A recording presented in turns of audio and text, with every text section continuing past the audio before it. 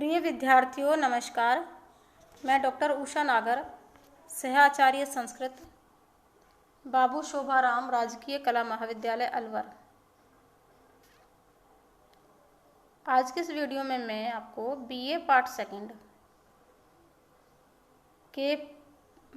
Second Sanskrit के प्रथम प्रश्न पत्र के अंतर्गत आने वाली पुस्तक ईशावास्य उपनिषद, जो कि उपनिषदों में प्रथम उपनिषद है,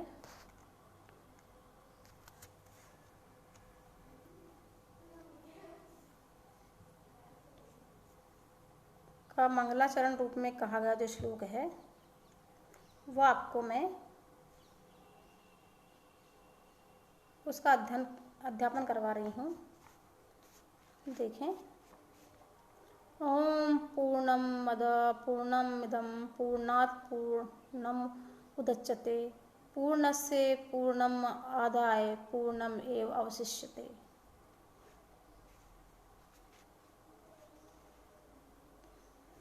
प्रस्तुतो अयं मंत्रः बृहदारण्यकोपनिषद अंतर्गत पंचम अध्याय ब्राह्मण गताय प्रथम कंडिकाय पूर्वार्ध विविद्यते। अर्थात ये जो मंत्र है ये ईशावास्य उपनिषद का मंत्र नहीं है, ये बृहदारण्यक उपनिषद के अंतर्गत पंचम अध्याय ब्राह्मण गताय की प्रथम कंडिका का पूर्वार्ध में स्थित है।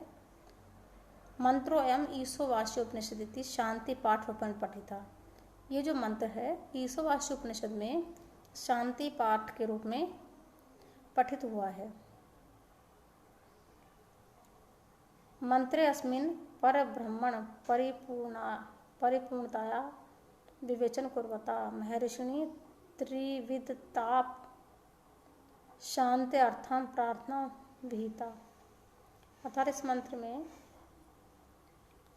परब्रह्म का विवेचन किया गया है और त्रिविध जो ताप हैं, त्रिविध जो दुख हैं संसार के, उनकी शांति के लिए प्रार्थना की गई है।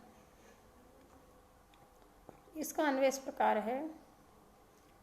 अधः पूर्णम इदं पूर्णम पूर्णात् पूर्णम उदच्यते पूर्णस्य पूर्णम आदाय पूर्णम एव अवशिष्यते। अधः मतलब वह पर ब्रह्मा परमात्मा पूर्णम सब प्रकार से परिपूर्ण है। अधः पूर्णम अर्थात वह पर ब्रह्म परमात्मा सब प्रकार से परिपूर्ण है। इदम यानी ये चराचर जगत, ये संसार पूर्णम परिपूर्ण है। पूर्णात उस परिपूर्ण परम ब्रह्म से ही पूर्णम ये परिपूर्ण चराचर जगत है उदच्यते उत्पन्न हुआ है। यानी उस पूर्ण परम ब्रह्म परमात्मा से ही ये परिपूर्ण चराचर जगत जो है उत्पन्न हुआ है। पूर्ण से यानी पूर्ण के, अर्थात उस परम ब्रह्म के पूर्णम पूर्ण को आधा ग्रहण करके पूर्णम परिपूर्ण एवं ही अवशिष्यते अवशिष्ट बचा रहता है। अनुवाद इस प्रकार है इसका। वह परम ब्रह्म परमात्मा सब प्रकार से परिपूर्ण है। ये चराचर एवं जगत सृष्टि विश्व दृश्य प्रपंच पूर्ण है। वो परम ब्रह्म परमात्मा सब प्रकार से परिपूर्ण है। ये चराचर एवं जगत सृष्टि विश्व दृश्य प्रपंच पूर्ण है। पूर्ण ब्रह्म से पूर्ण जगत की उत्पत्ति हुई है।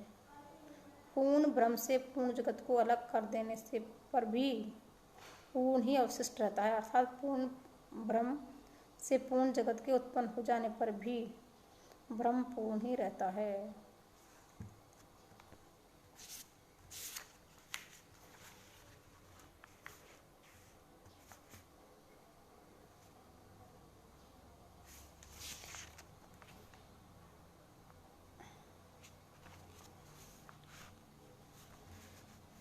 इसका विशेष इस प्रकार करेंगे। दार्शनिक ग्रंथों में सृष्टि की उत्पत्ति विस्तार विलय पर विस्तृत रूप से विवेचन किया गया है। वहाँ सृष्टि के लिए औपाधिक कार्य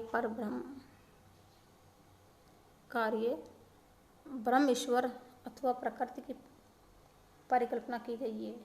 इस ईश्वर के द्वारा ही जगत का सृजन कार्य किया जाता है। ये ईश्वर तथा उसकी सृष्टि कार्य ब्रह्म कहलाती है। जैसे मिट्टी से बना घड़ा, उस मिट्टी का कार्य अर्थात घड़ा की मिट्टी तथा उस मिट्टी से बना घड़ा उस मिट्टी का कार्य है। अर्थात जैसे घड़े की मिट्टी तथा उस मिट्टी से बना घड़ा दोनों एक ही हैं, तथा पूर्ण ब्रह्म तथा कार्य ब्रह्म दोनों एक ही हैं, उनमें कोई भेद नहीं है। इस प्रकार पूर्ण ब्रह्म से कार्य ब्रह्म को निकाल देने पर भी पूर्ण ही शेष रहता है। अतः वह पूर्ण ब्रह्म प्रत्येक दशा में पूर्ण ही रहता है। ये शांति पाठ है।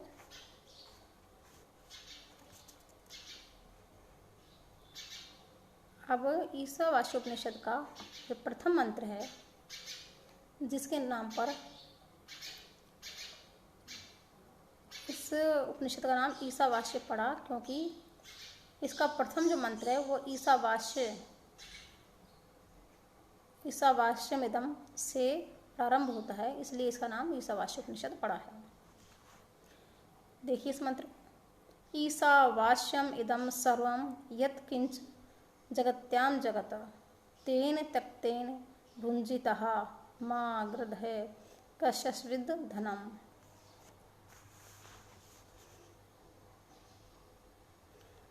प्रस्तुते अस्मिन् मंत्रे महर्षिणां परम तत्त्वस्य विवेचनं कुर्वता स्पष्टीकृतं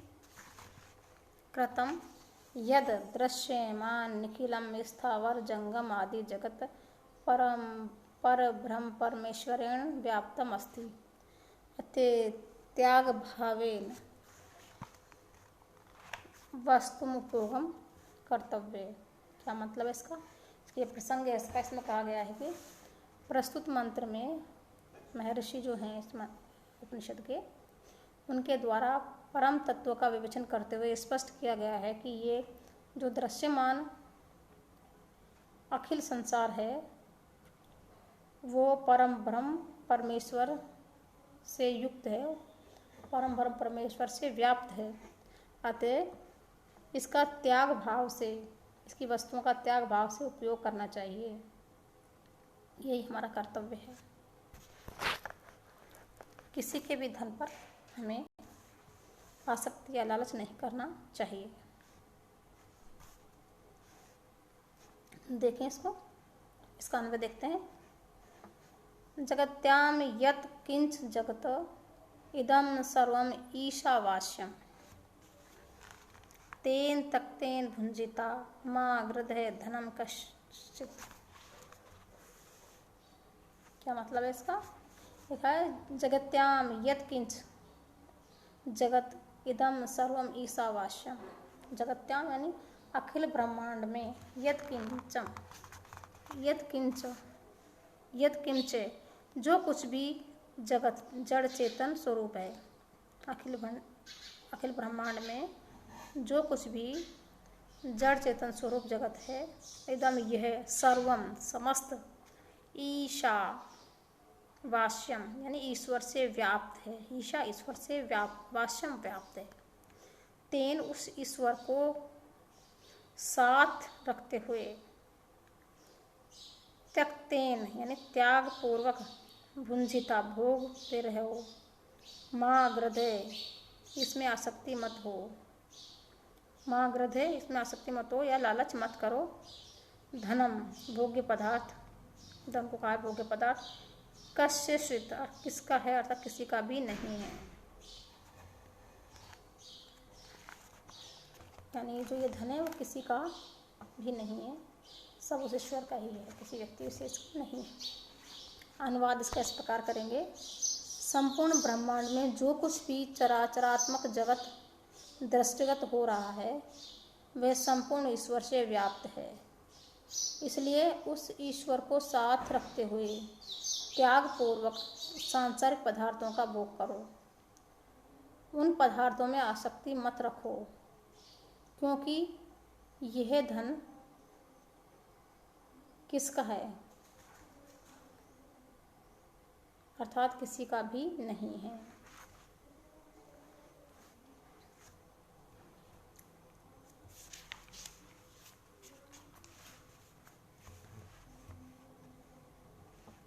इसके बारे में विशेष बात यह है कि ऋषि पर ब्रह्म की अवर्णीय शक्ति का वर्णन कर उसके स्वरूप, स्थिति तथा कार्य आदि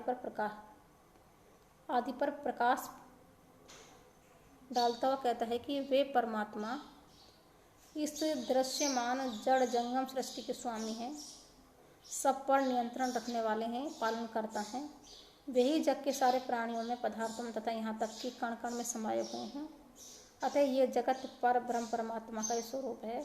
आशय यह है कि हे पुरुष, तू भी परमेश्वर है, ये जगत भी परमेश्वर है तथा इस जगत को रखने वाला भी वही है।